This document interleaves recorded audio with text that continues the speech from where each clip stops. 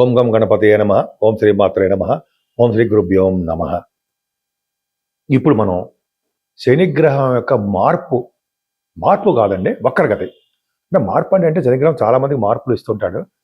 శని వక్రగతిలో మీనరాశిలో ఉంటే ఏ ఫలితాలు ఇస్తాడు, మీనరాశిలో ఉన్నాడు, 12 రాశుల వారికి ఏ ఫలితాలు ఇస్తాడో తెలుసుకుందాం. శనీశ్వరుడు వక్రగతిలో ఉండడం వల్ల చెడు ఫలితాలే ఎక్కువగా ఉంటాయి. అసలు శనీశ్వరుడు ఎప్పటి నుంచి వక్రగతిలో ఉంటున్నాడు, ఎప్పటి వరకు ఉంటాడో తెలుసుకుందాం. 27th జూలై 2026 నుండి 10th డిసెంబర్ 2026 అంటే 137 డేస్ 137 రోజుల పాటు శనీశ్వరుడు వక్రగతిలో ఉన్నాడు. మీనరాశిలో బలంగా ఉన్నాడు. అంటే చెడు ఫలితాలు ఎక్కువ ఇస్తాడు అనమాట. అంటే ఏళ్ళనాటి శని ప్రభావము, అర్ధాష్టమ శని ప్రభావము, అష్టమ శని ప్రభావం కూడా ఉంటుంది.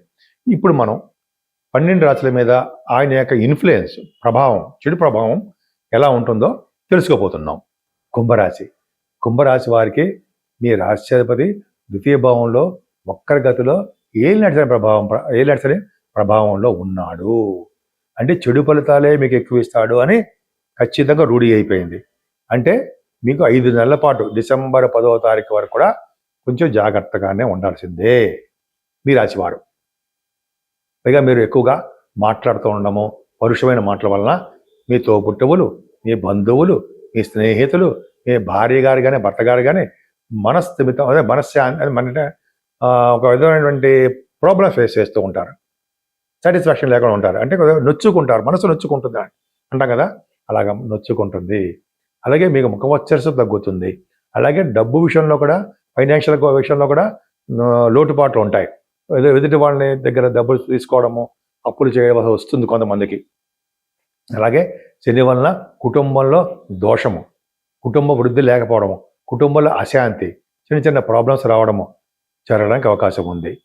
కానీ గురు దృష్టి ఉండడం వలన, గురుడు హౌస్లో శనీశ్వరుడు ఉండడం వలన ఈ ప్రాబ్లమ్స్ అనేవి తగ్గుముఖం పడతాయి.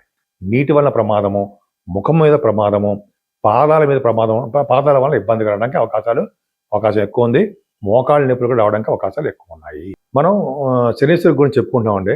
శనీశ్వరుడు కూడా మన జాతకాల మీద కూడా ఆయన ఇంపాక్ట్ కనిపిస్తూ ఉంటాడు, ఫోకస్ చేస్తూ ఉంటాడు.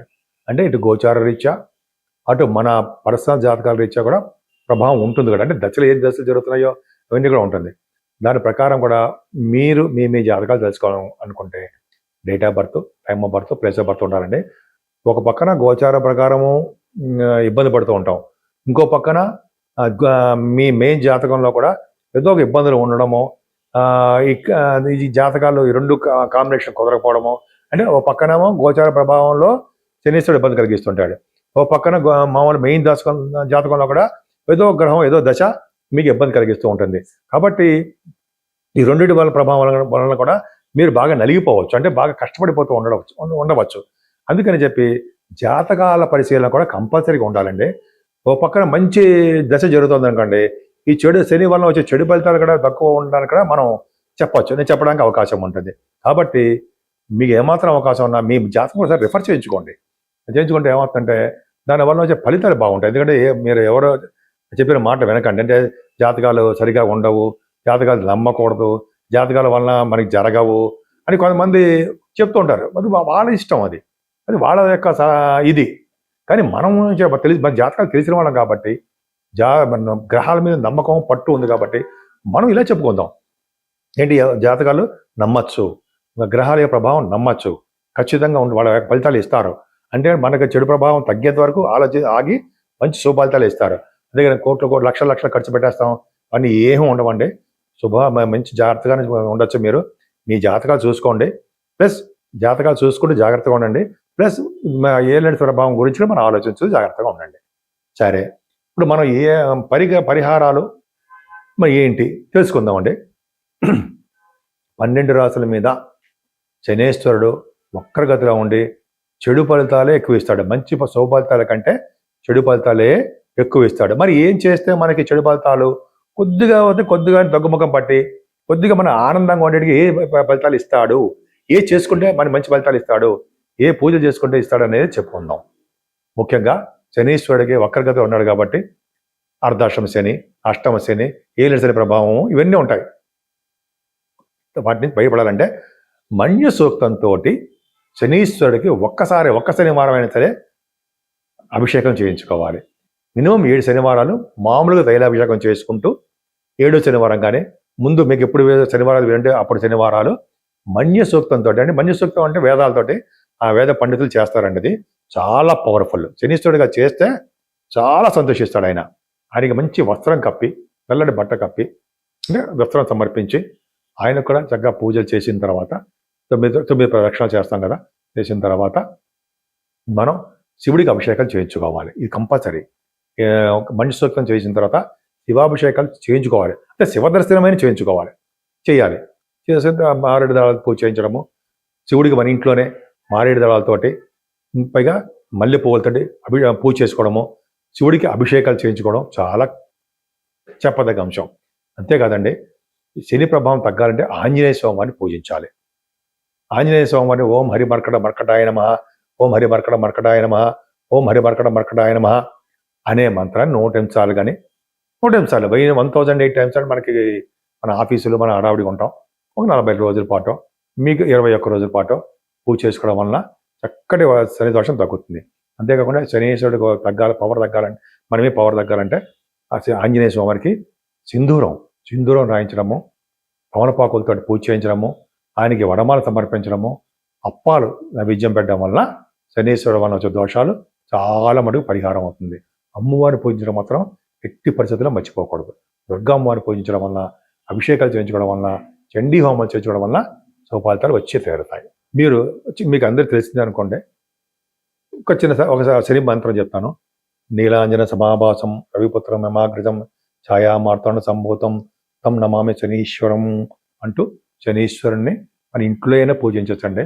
లేదా బీజాక్షరం ఉంది, ఓం శం శనేశ్వరాయ నమః, ఓం శం శనేశ్వరాయ నమః, ఓం శం శనేశ్వరాయ నమః అనే మంత్రాన్ని జపించడం వల్ల కూడా శని మనకు ఎటువంటి ఆటంకాలు కలిగించకుండా సర్వదా రక్షగా ఉంటాడు అని అనడంలో ఏమాత్రము అతిశయోక్తి లేదు.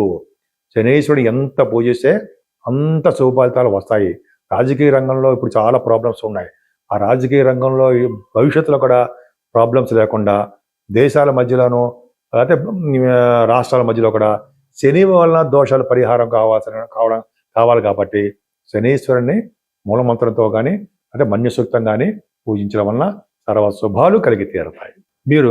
మీకు అందరికీ తెలిసిందే అనుకోండి, ఒక శని మంత్రం చెప్తాను. నీలాంజన సమాభాసం రవిపుత్రం యమాగ్రజం ఛాయామార్తాండ సంభూతం తం నమామి శనీశ్వరం అంటూ శనీశ్వరుణ్ణి మన ఇంట్లో అయినా పూజించవచ్చండి.